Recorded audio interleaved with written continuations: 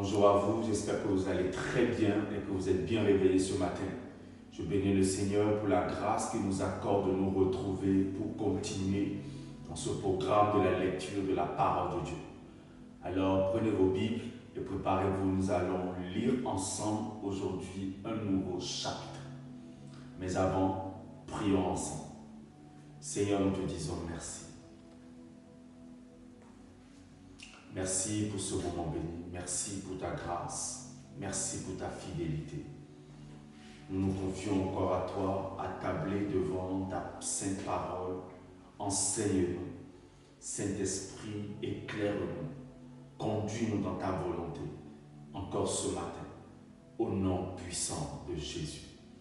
Et nous disons tous Amen. Alors aujourd'hui, nous irons dans le chapitre 3 de l'évangile de Marc. Évangile selon Marc, chapitre 3. Lisons ensemble. Jésus entra de nouveau dans la synagogue.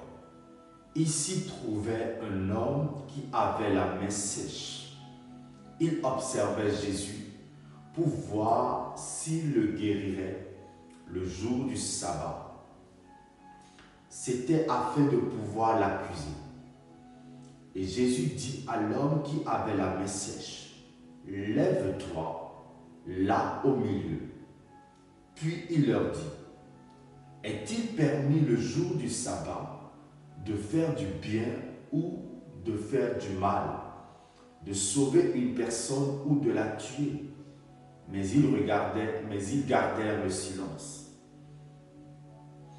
Alors, promenant ses regards sur eux avec indignation, et en même temps affligé de l'endurcissement de leur cœur, il dit à l'homme, « Étends ta main. » Il étendit, et sa main fut guérie. Les pharisiens sortirent, et aussitôt ils se consultèrent avec les Hérodiens sur les moyens de le faire périr. Jésus se retira vers la mer avec ses disciples. Une grande multitude le suivit de la Galilée et de la Judée et de Jérusalem et de l'Idumée et d'au-delà du Jourdain et des environs de Tyr et de Sidon. Une grande multitude apprenant tout ce qu'il faisait vint à lui. Il chargea ses disciples de tenir toujours à sa disposition une petite barque afin de ne pas être pressé par la foule.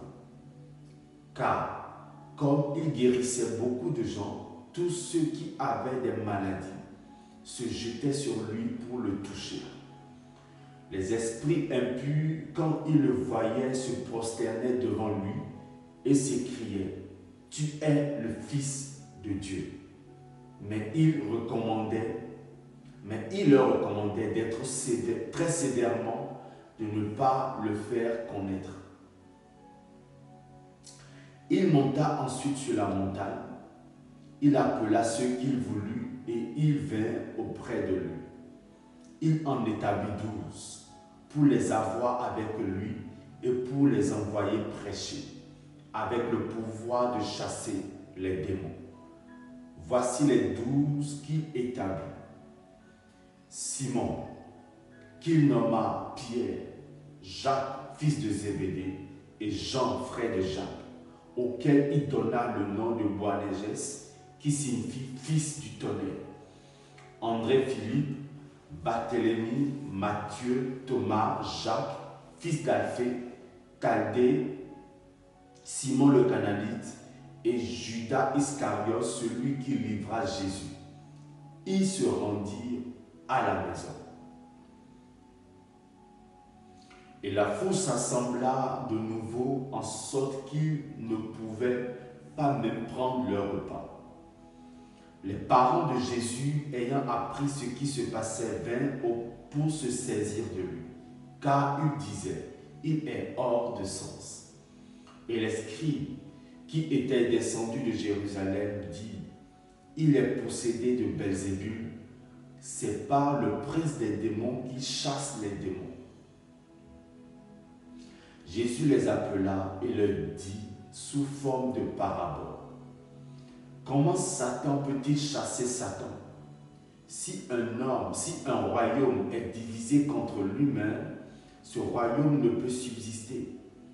Et si une maison est divisée contre elle-même, cette maison ne peut subsister. Si donc Satan se révolte contre lui-même, il est divisé et il ne peut subsister, mais c'en est fait de lui. Personne ne peut entrer dans la maison d'un homme et piller ses biens sans auparavant lier cet homme fort. Alors il pillera sa maison. Je vous le dis en vérité, tous les péchés seront pardonnés aux fils des hommes et les blasphèmes qu'ils auront proférés. Mais quiconque blasphémera contre le Saint-Esprit n'obtiendra jamais de pardon, qu'il est coupable d'un péché éternel. Jésus parla ainsi parce qu'il disait: il est possédé d'un esprit impur. Surveille sa mère et ses frères qui, se tenant dehors, l'envoyaient appeler. La foule était assise autour de lui et on lui dit: voici ta mère et tes frères sont dehors et te demandent. Et il répondit: qui est ma mère et qui sont mes frères? Puis, jetant les regards sur eux, sur ceux qui étaient assis autour de lui, voici, dit-il, ma mère et mes frères. Verset 35, dernier verset. Car quiconque fait la volonté de Dieu, celui-là est mon frère, ma soeur et ma mère. Que Dieu bénisse sa parole. Je vous laisse me dire le verset qui vous a le plus touché dans ce chapitre. Moi, celui qui m'a le plus touché, c'est le verset 35, qui dit: car quiconque fait la volonté de Dieu, celui-là est mon frère, ma soeur et ma mère. Quiconque fait la volonté de Dieu. Pas la volonté des hommes, pas la volonté du monde, pas la volonté des parents, pas ses propres volontés, mais la volonté de Dieu. Ce sont ceux-là qui seront appelés, qui sont appelés les frères, les sœurs et la mère de Jésus. Alors nous devons marcher dans la volonté de Dieu. Si nous sommes les frères, si nous sommes les sœurs de Jésus, nous devons faire la volonté de Dieu. Et comment connaître la volonté de Dieu? C'est au travers de la parole de Dieu. Ces lectures matinales que nous faisons nous permettent de découvrir quelle est la volonté de Dieu. Et quand nous connaissons maintenant la volonté de Dieu, nous devons marcher selon cette volonté afin d'être appelés de véritables frères, de véritables sœurs et de véritables mères du Seigneur Jésus. Que le Seigneur vous bénisse abondamment. Merci d'avoir suivi cette vidéo. N'oubliez pas de vous abonner à la chaîne, de partager, de liker. Et on se dit tous à vendredi prochain. Shalom.